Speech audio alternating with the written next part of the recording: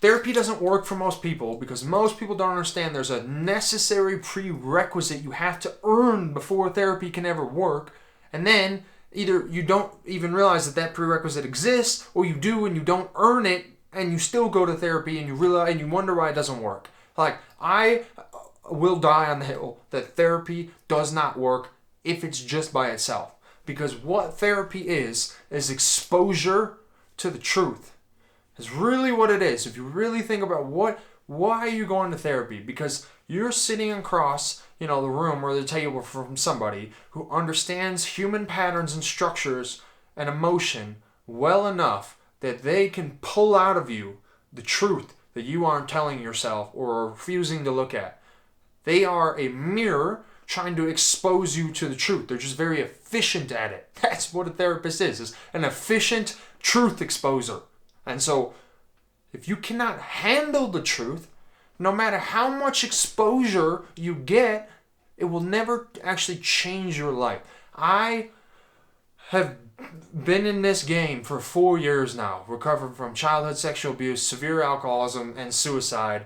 And I cannot tell you how many people I see go to therapy without the ability to handle the truth and wonder why it is that they can explain everything that happened to them, why it happened to them, who they are now, why they are the way they are now, and why they can't get better.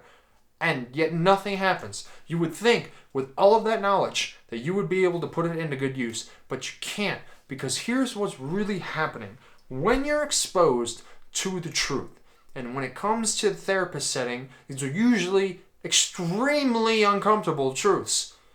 You are flirting with the same response mechanism that has kept you stuck up until you and still while you're going through therapy. It is reaching a point of maximum discomfort and refusing to stay in the fire and running, escaping, numbing, dissociating, invalidating, justifying, any of that stuff, right? You do anything you can to the truth in any way that you can to get away from it because it's too uncomfortable, which is why you've been addicted before. Because every time that internal, nasty rush from the source of those root traumas comes up, maybe you know that or don't know that, and then you realize that you can't bear this, and so you turn to your specific addiction because it's the thing that gets you away from the truth, essentially.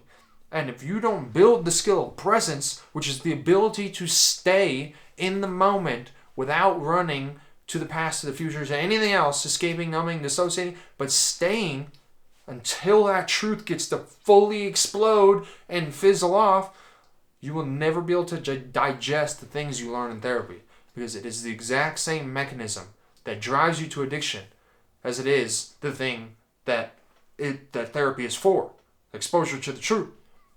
So the prerequisite is presence. So what does that even mean? Well, it's the ability to stay in the moment when, maximum unbearable levels of discomfort are moving through your body at light speed. The ability to stay still and not run from that. But also the ability to let go of anything that's going through your mind or through your body. Because as soon, it's like, stay with me.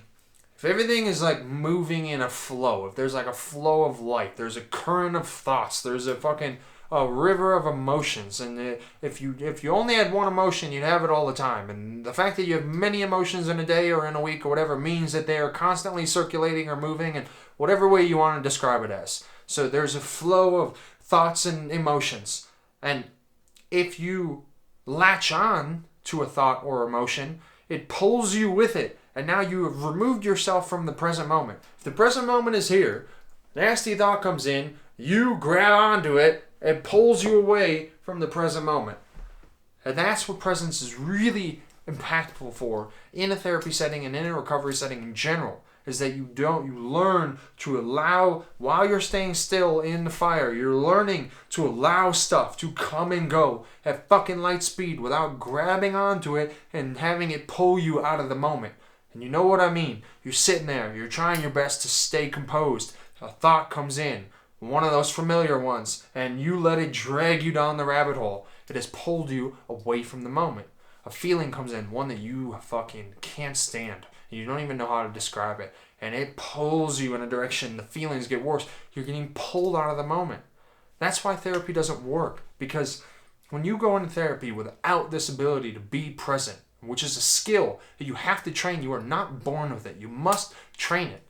Because if you didn't have to train it, you wouldn't need it. Because you would just do it. But you don't do it. So you need to train it because it's not something you can do right now. So when you train it, then you go into a therapeutic setting and you bounce back and forth off the therapist and you get that raw nugget, that raw exposure to truth, and you get hit with the fucking shitstorm internally. But because you're present, you allow that stuff to come and go. You allow the internal nasty surge to fucking gather in intensity and blow off steam through the top, and you're still there.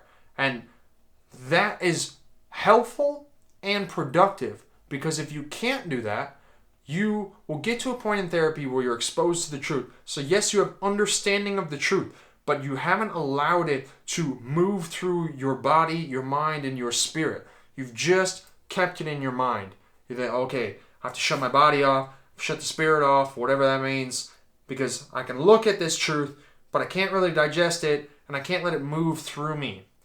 And again, this gets a little heady, but when things move through you, that is where, it's like opening the gates. If fear of X is the thing that you can't fucking stand, if you get into a therapeutic setting and that fear comes up because you were exposed to the truth, your gates are closed. That fear is going to hit you and bounce, right? It can't go through you. And again, this is metaphorical and not the best way to describe it, but it's like it can never come into your walls. And, you can never learn it on an intimate level and then allow it to go. You don't learn it. You don't understand that it doesn't hate you, that it's not malicious, that it's not working against you, that it's not you that's the problem. But you'll never know that unless you let that in and let it back out. Because you can open the gate and then it comes in, you can trap it in there and it's going to fester and fucking create turmoil from the ground up, but it's like, that's the point.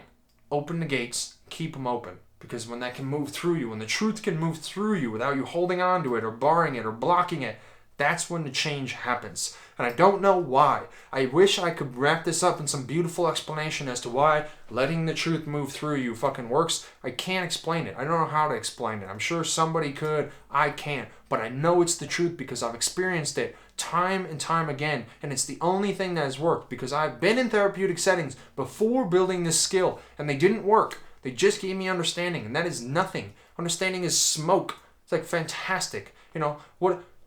I can describe how to build a rocket. Okay, go build a rocket. It's like two completely different things. You know what I mean? And it's like the same thing with you. Oh, I can explain my trauma. Okay, but why can't you fix it? Oh, because it's different. Yeah, it is different. So the understanding, don't fucking worry so much about that. You want that shit to move fucking through you. That comes from presence. You must build the skill of presence before you can ever expect to get anything out of a therapeutic situation. And you build presence through meditation. Because meditation is the practice of building the skill of cultivating the state of presence and staying with it through anything. That's meditation. If you want to learn meditation, there's a video fucking early in my channel. I'm going to leave it up forever because I think it's a great, overall gist of what meditation is, how you can use it, everything you might need to know. But that is it. Meditation comes before therapy.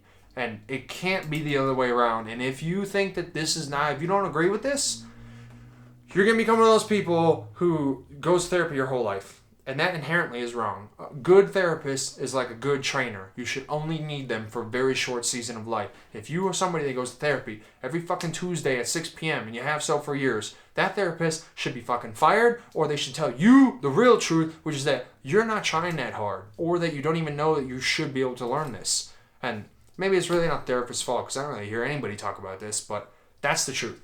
Presence first, then therapy.